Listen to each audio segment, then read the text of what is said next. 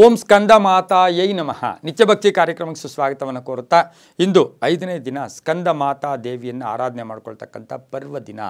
ಸ್ಕಂದ ಅಂದ ತಕ್ಷಣ ನಮಗೆಲ್ರಿಗೂ ಗೊತ್ತು ಸುಬ್ರಹ್ಮಣ್ಯನ ತಾಯಿ. ಸ್ಕಂದ ಮಾತಾ ಅಂದರೆ ಸುಬ್ರಹ್ಮಣ್ಯನ ತಾಯಿಯ ಆರಾಧನೆ ಮಾಡ್ಕೊಳ್ತಕ್ಕಂಥ ದಿನ ಕೂಡ ಇದಾಗಿರುತ್ತೆ. ಈ ತಾಯಿಯ ಪೂಜೆಯಿಂದ, ಈ ತಾಯಿಯ ಆರಾಧನೆಯಿಂದ ಇಂದು ನವರಾತ್ರಿಗಳಲ್ಲಿ ಈ 5ನೇ ದಿನ ನಾವು ಆಚರಣೆ ಮಾಡ್ಕೊಳ್ತಕ್ಕಂಥ ಸ್ಕಂದ ಮಾತಾ ಪೂಜೆಯಿಂದ ಏನು ಫಲಗಳು ಸಿಗುತ್ತೆ, ಯಾವ ನೈವೇದ್ಯವನ್ನು ಅಮ್ಮನಿಗೆ ಅರ್ಪಣೆ ಮಾಡಬೇಕು ಅಂತಕ್ಕಂಥ ಅದನ್ನು ನಾವು ಇವತ್ತಿನ ದಿವಸ ತಿಳ್ಕೊಳ್ಬೇಕಾಗಿದೆ.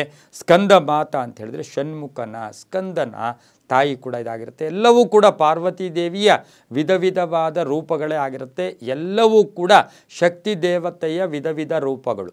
9 ದಿನ 9 ವಿಧವಾಗಿ ಆ ತಾಯಿಯ ಆವಿರ್ಭಾವದಿಂದ ದುಷ್ಟ ಶಿಕ್ಷಣ ಶಿಷ್ಟ ರಕ್ಷಣೆ ನಡೆದಿರ್ತಕ್ಕಂಥ ಒಂದು ಪ್ರತೀಕವಾಗಿ ನಾವು ಆಚರಣೆ ಮಾಡ್ಕೊಳ್ತಕ್ಕಂಥದ್ದೇ ನವರಾತ್ರಿಗಳು. ಇದನ್ನು ಶರಣ್ಣವರಾತ್ರಿ ಅಂತ ಕರಿತೀವಿ. ಅನೇಕ ವರ್ಷದಲ್ಲಿ ಅನೇಕ ನವರಾತ್ರಿಗಳು ಬಂದರೂ ಕೂಡ ಇದನ್ನು ಶರಣ್ಣವರಾತ್ರಿ ಅಂತ ಕೂಡ ನಾವು ಕರಿತೀವಿ. ಇಂದು ಸ್ಕಂದ ಮಾತೆಯನ್ನು ಪೂಜೆ ಮಾಡೋದ್ರಿಂದ ಆ ತಾಯಿಯ ಆಕಾರ, ಆ ಸ್ವರೂಪ ಹೇಗಿರುತ್ತೆ, 4 ಭುಜ ಇರುತ್ತೆ. 4 ಭುಜಗಳು, 4 ಹಸ್ತಯುಕ್ತಗಳು, ಅಂದರೆ 4 ಭುಜ ಇದ್ದಾಗ 4 ಹಸ್ತಗಳು ಕೂಡ ಇರುತ್ತೆ. ಈ ತಾಯಿ ಸಿಂಹವಾಹಿನಿ, ಸಿಂಹದ ಮೇಲೆ ಈ ತಾಯಿ ಸಂಚಾರ ಮಾಡ್ತಾ ಇರ್ತಕ್ಕಂಥ ತಾಯಿ ಕೂಡ ಇದಾಗಿರುತ್ತೆ. ಇನ್ನು ಸ್ಕಂದ ಮಾತೆಯನ್ನು ಆಚರಣೆ ಮಾಡ್ಕೊಳ್ಳೋಕೆ ಹೋದಾಗ ಸಂತಾನ ಫಲ ಇರ್ಬೋದು, ವಾಹನ ಕಂಟಕಗಳಿಂದ ಮುಕ್ತರಾಗ್ತಕ್ಕಂಥದ್ದು, ಮಕ್ಕಳಿಗಾಗಿ ತುಂಬ ಪರಿತಪಿಸ್ತಾ ಇರ್ತೀರಿ, ಡಾಕ್ಟ್ರ್ ಏನೂ ಇಲ್ಲ, ತುಂಬ ಆರೋಗ್ಯವಾಗಿದ್ದೀರಾ, ತುಂಬ ಚೆನ್ನಾಗಿದೆ ಅಂತಾರೆ, ಆದರೂ ಕೂಡ ಮಕ್ಕಳಾಗ್ತಾ ಇರೋದಿಲ್ಲ.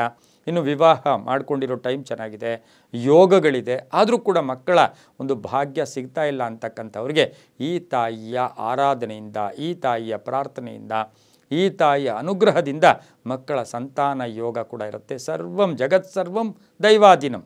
ನಾವು ಅಂದ್ಕೋತೀವಿ ನಾನು ಆ ಕೆಲಸ ಮಾಡಿದೆ, ನಾನು ಈ ಕೆಲಸ, ಏನಿಲ್ಲ, ಜಗತ್ಸರ್ವಂ ದೈವಾಧೀನಂ. ಪ್ರತಿಯೊಂದು ಕೂಡ ದೈವದ ಅಧೀನ ಇರತಕ್ಕಂಥದ್ದಾಗಿರೋದ್ರಿಂದ ನವರಾತ್ರಿಗಳ ಪರ್ವಕಾಲದಲ್ಲಿ 5ನೇ ದಿನ ಸ್ಕಂದ ಮಾತೆಯನ್ನು ಆರಾಧನೆ ಮಾಡ್ತಾ ನಾವು ಇಲ್ಲಿ ದುರ್ಗಾ ಸಪ್ತಶತಿ ಇರ್ಬೋದು, ದುರ್ಗಾ ಅಷ್ಟೋತ್ತರಗಳಿರ್ಬೋದು, ದುರ್ಗಾ ಮಂತ್ರಗಳಿರ್ಬೋದು. ನಮಗೇನೂ ಬರಲ್ಲ ಸರ್, ಓನ್ಲಿ ಓಂ ದುಮ್ ದುರ್ಗಾಯೈ ನಮಃ, ಓಂ ದುಮ್ ದುರ್ಗಾಯೈ ನಮಃ ಈ ಮಂತ್ರವನ್ನು ಹೇಳ್ಕೊಳ್ಳೋ ಜೊತೆಗೆ ಇಲ್ಲಿ ಅರ್ಪಣೆ ಮಾಡ್ತಕ್ಕಂಥ ನೈವೇದ್ಯಕ್ಕೆ ಬಹಳ ಪ್ರಾಶಸ್ತ್ಯ ಇದೆ. ಇಲ್ಲಿ ನಾವು ಏನು ನೈವೇದ್ಯವನ್ನು ಮಾಡಬೇಕು, ಹಣ್ಣುಗಳ ನೈವೇದ್ಯದಲ್ಲಿ ಹೆಚ್ಚು ಪ್ರಾಶಸ್ತ್ಯ ಕೊಡ್ತಕ್ಕಂಥದ್ದೇ ಬಾಳೆಹಣ್ಣು. ಬಾಳೆಹಣ್ಣನ್ನು ಈ ತಾಯಿಗೆ ಜೇನು ತುಪ್ಪದ ಸಮೇತ ಬಾಳೆಹಣ್ಣನ್ನು ಅರ್ಪಣೆ ಮಾಡಿಬಿಟ್ರೆ ನಿಮ್ಮ ಎಲ್ಲ ಕಾಮ್ಯಗಳು ಸಿದ್ಧಿಯಾಗುತ್ತೆ. ಆ ತಾಯಿಯ ಕೃಪೆಗೆ ಪಾತ್ರ ಆಗ್ತೀರಾ. ನವರಾತ್ರಿಗಳಲ್ಲಿ ವಿಶೇಷವಾದ ಪರ್ವ ದಿನ ಕೂಡ ಇದಾಗಿರುತ್ತೆ. ಪ್ರತಿಯೊಂದು ನಂಬಿಕೆಯ ಆಧಾರದಲ್ಲಿ ಅಂತ ಹೇಳ್ತಾ ಸರ್ವೇ ಜನ ಸುಖಿನೋ ಭವಂತು, ಸಮಸ್ತ ಸನ್ಮಂಗಳಾನಿ ಭವಂತು.